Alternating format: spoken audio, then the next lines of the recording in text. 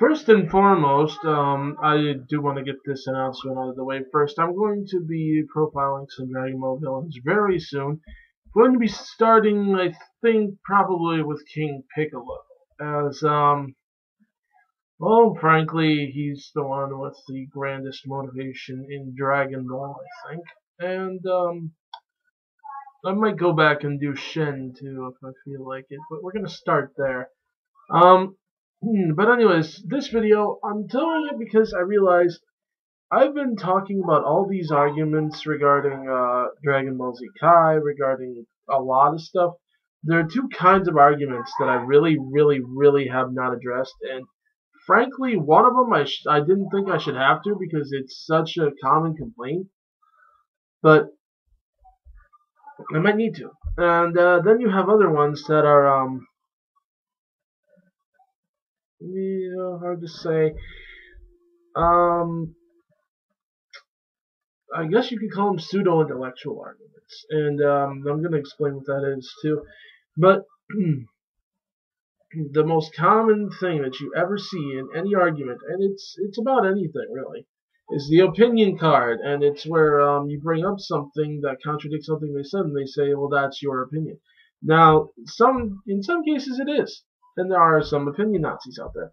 What really gets me though, and what's frankly BS, are the people who, when you present them with a comparison that's based in irrefutable fact, for example, item A has item B and item C based on it, but item C is closer to item A in terms of content. What I hate is when, that's objective, okay?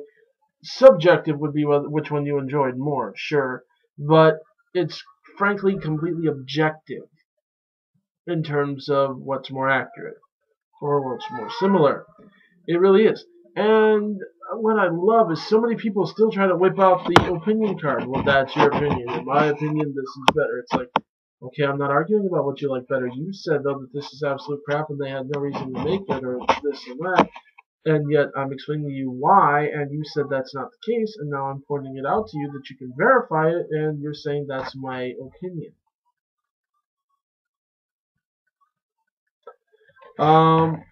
Anyway, but yeah, I've actually, most recently I encountered it today in a comment board.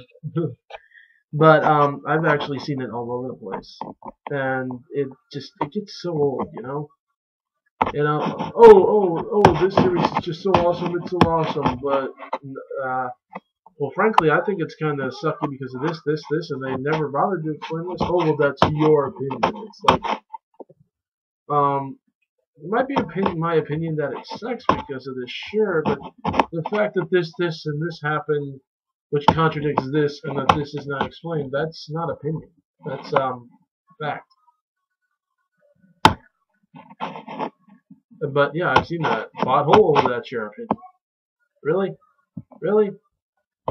Like a kid who sees a picture of a moon turns into the giant monkey that supposedly only works through radiation. That's not a plot hole, only in someone's opinion. It's a plot hole. Opinion card. They think it gets them out of any argument, and if you keep responding, or if you try to rationally speak to them at all, you're a troll. Keep in mind, these are some of the same people who, just 5 seconds before you replied to them, left a comment basically saying, if you like this, you're a 2-year-old. So, there's that. Now, pseudo-intellectual arguments. I want to bring these up because I've seen so many people fall for them that it's not even ridiculous. And it's because they do sound like they make a little sense. They sound like they're well thought out and, you know, someone who's really been thinking about it. But in all actuality, they haven't. What it does is it takes a concept and twists it, and they're purposely vague about it. Even their statement is open to interpretation of what they're actually trying to say here. But they talk about something like it's just so broad and open, and you need to open up your mind to see it, and, you know, expand your mind. And it works because, you know, you don't like to feel like you're small-minded. It works because, you know, you don't like to feel like, you know, you're an idiot because this guy sounds smart.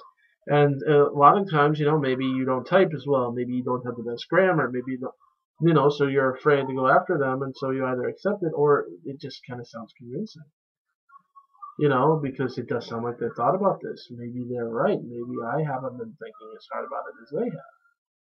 But I also encountered that today, specifically in regard to Akira Toriyama's manga, wherein someone actually said that the characters are open to interpretation, that they are quote-unquote ink blots for us to interpret. We'll each interpret them our own way, so on and so forth, and such is true about the entire work, period. Last I checked, it had a linear storyline, the characters had a specific personality, and very few moments are actually open to any kind of interpretation.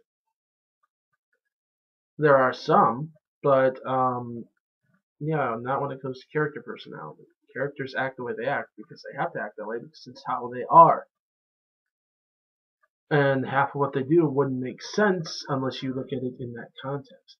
Because see, what they do here, this one specific event, might make sense in this pseudo-philosophical interpretation of why they would have done this one event, but it completely contradicts why they then did this. Why? They did this and this because they're like this. Not maybe he did this because he's like this. No, because that ignores this, this, and this. They're all in a line because of a certain way of the way that the character acts. Same for the storyline.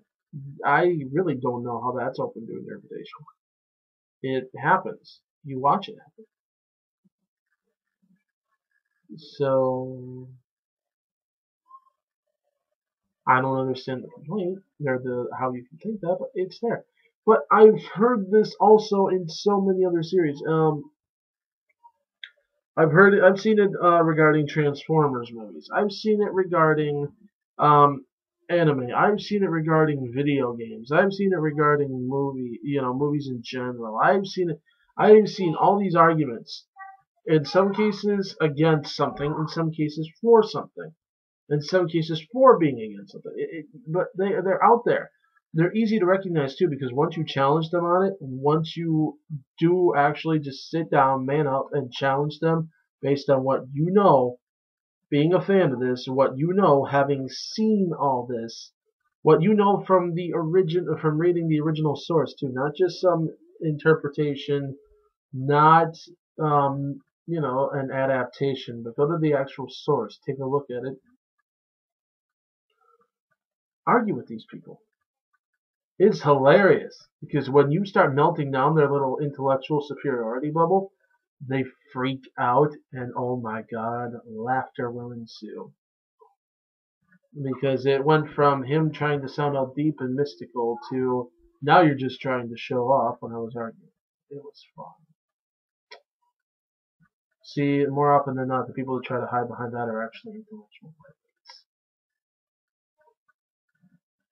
At any rate, that's that for now. Just arm yourselves. Be ready. Don't be afraid to talk about what you think. Don't be afraid to speak your mind. Sometimes you will be wrong. I've been wrong in the past. I'm not afraid to admit that.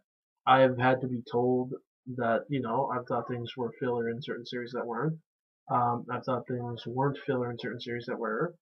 I've thought that certain events happened that didn't, and people have pointed me toward it, and I've conceded that.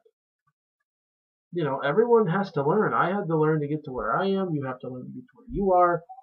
And not everyone knows everything about the same stuff. Learn from each other. It doesn't always have to break out into a fight either. There are some times where it's going to happen, yes, but just don't shy away from debate. More often than not, you might actually learn something. So, until next time, see ya.